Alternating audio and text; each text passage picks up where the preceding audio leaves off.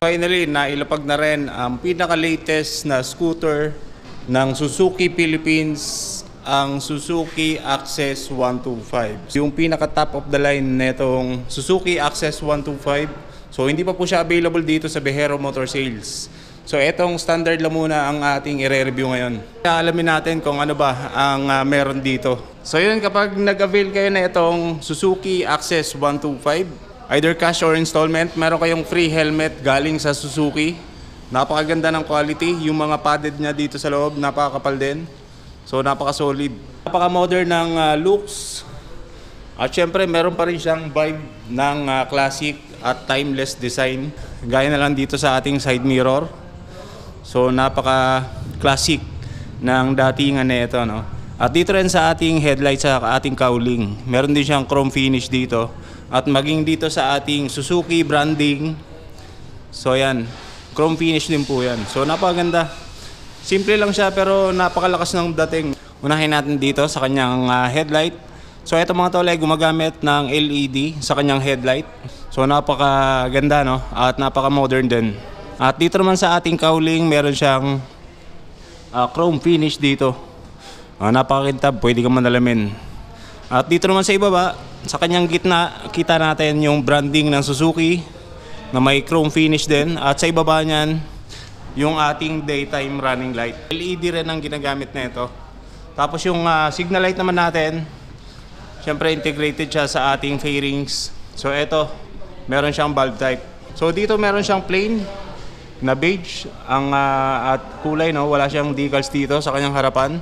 So ito, napaka-unique ng front fender netong Access 125. Ito, maririnig nyo yung kanya tunog ng ating front fender.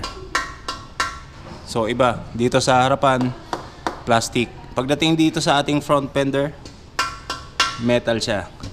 So dito naman sa ating suspension, syempre gumagamit pa rin siya ng traditional telescopic fork.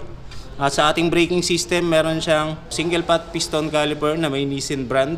Ayan, naka-hydraulic disc brake yung ating braking system dito sa harapan. At syempre, meron din siyang combi braking system. So yan ang kagandahan, meron siyang safety features. Meron tayong cast wheel dito sa kanyang bags at meron siyang 5-spoke. Meron siyang color black na glossy ang kulay ng ating cast wheel dito. At sa gulong naman natin, syempre, ito ay merong brand na Maxxis tires. So yan po ang brand natin dito sa ating Access 125.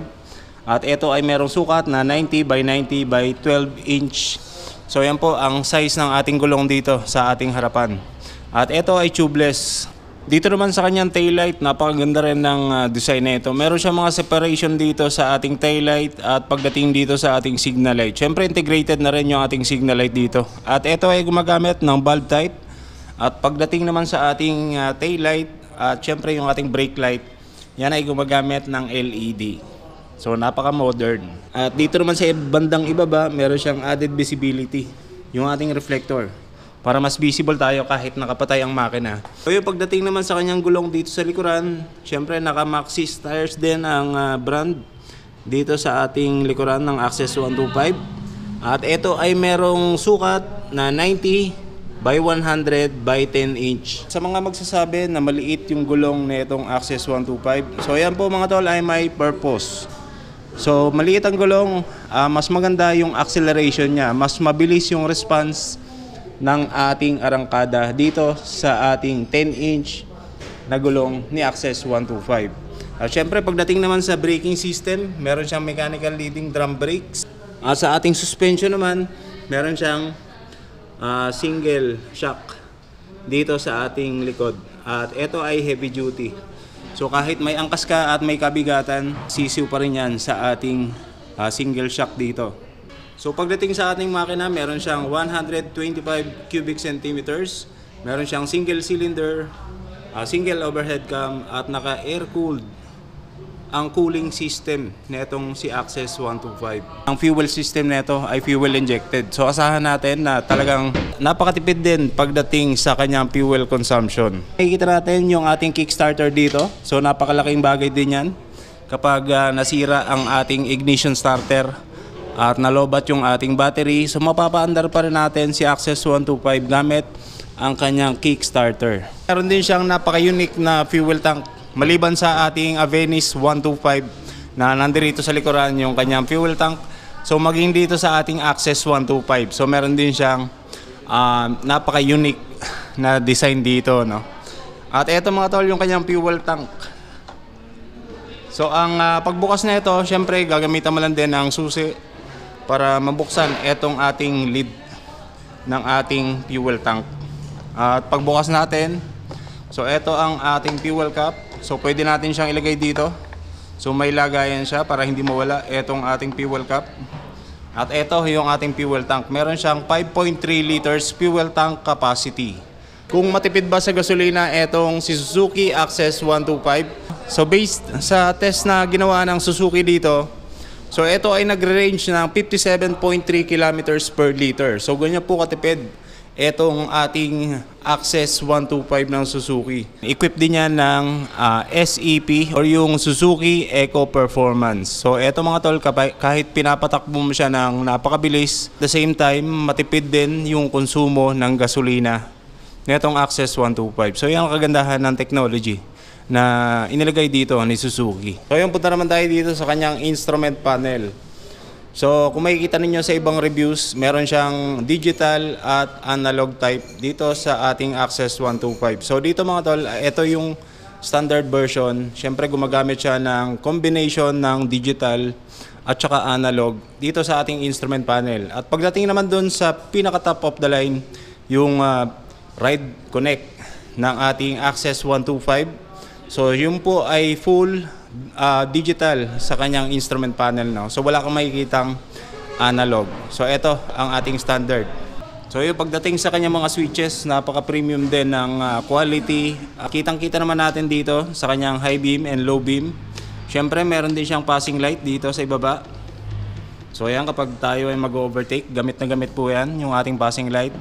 At dito naman sa gitna, meron siyang left and right turn switches. Sa pinakaibaba, yung ating busina.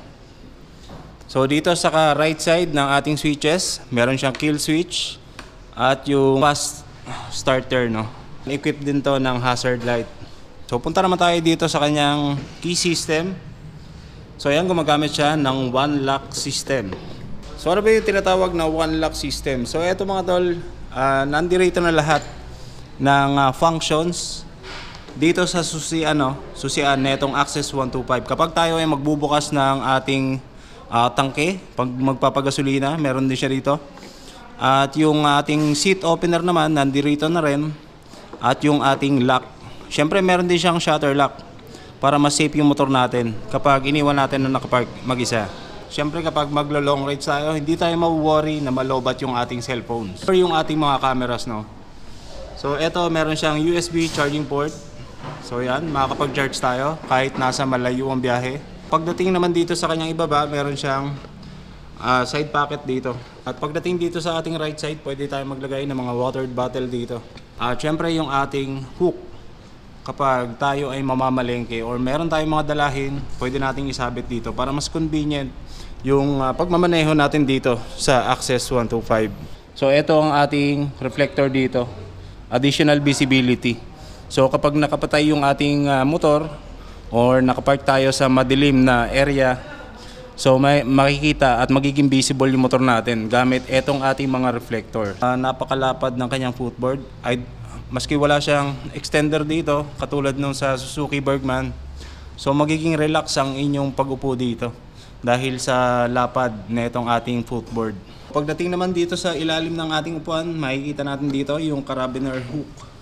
Napakaganda ng kanyang quality. Makapal yung ating seat cover dito, medyo magaspang. So iwas dulas ng ating puwet kapag tayo ay nagmamaneho. At syempre yung kanyang cushion, makapal siya, medyo malambot. So ayos na ayos to. Yung ating grab bar dito, napakasimple lang din ng design. Kitang-kita naman natin, kasyang-kasya yung half face na helmet, na free helmet ng Suzuki Philippines. So napaka-spacious din. Meron din siyang lagayan ng basic tools natin. So para hindi siya magulo, no. Tapos yung ating manual, meron din siyang sariling lagayan. So di ba? Organize ang ating seat compartment. Nagtatanong ng seat height nito. Ito mga tol, meron siyang 770mm. Sa bigat naman nitong Access 125, ito ay merong timbang na 106 kilograms. So medyo magaan lang po ang Access 125. Sa mga interesado na bumili dito sa Access 125 at gustong magkaroon ng free helmet galing sa Suzuki Philippines, so ito ang kanyang kabuang price. Meron siyang 87,000 pesos para dito sa ating standard edition ng Access 125. At kung uutangin nyo naman, magda-down lang kayo ng 9,000 pesos, napakababa lang. At syempre yung kanyang installment plan, dito tayo sa 3 years or 36 months. Magbabayad kayo buwan-buwan ng 3,810. Kung on time kayo magbayad, syempre meron kayong rebates na 200 pesos. At syempre kalakip nyan, meron siya mga inclusions, free helmet, free jersey, free TPL insurance at free 3 years LTO registration para dito sa pinaka-latest scooter ng Suzuki. So yun lang mga tol, bago tayo magtapos, po ninyo kalimutan mag-like at mag-subscribe na rin at i-hit na rin ninyo ang notification bell natin para lagi kayong updated sa mga bagong uploads na katulad nito. So yun lang mga tol at magandang tanghali sa inyo. Ride safe, God bless.